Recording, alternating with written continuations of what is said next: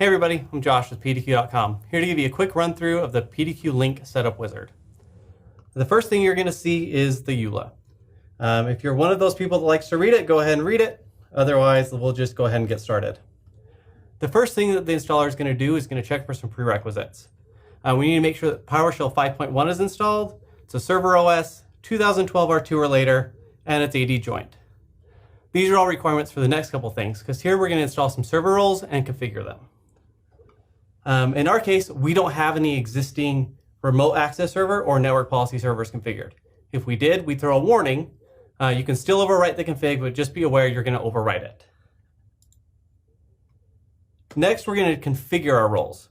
In this situation, I'm going to let DHCP assign addresses to my remote clients. I'm also going to let Link install a cert for me.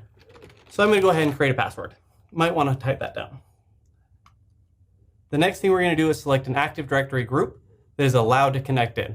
These are user accounts, not computer accounts. In our case, I've got a group already called VPN users. This is the Active Directory group I'll put users in to allow them access to PDQ Link. I'm also going to go ahead and name the connection and give it the host name. This is the external host name or IP address of your PDQ Link server. This is so the clients can connect in.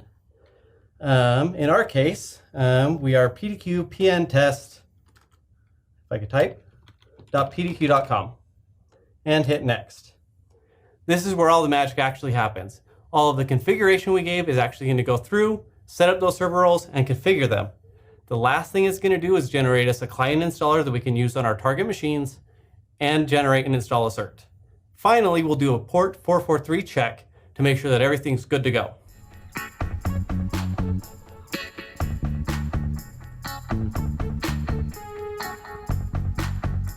Now we're at our summary screen. This is going to go over everything that we just did. You'll also notice that it created us a self-signed cert, a config file, and the client setup. This is all in the directory in which we executed it. So why did we do all this? We did this for a few reasons.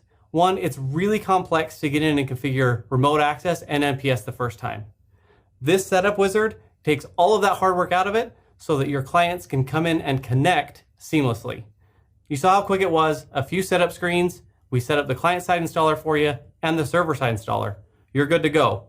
Put this executable on any target machine you want.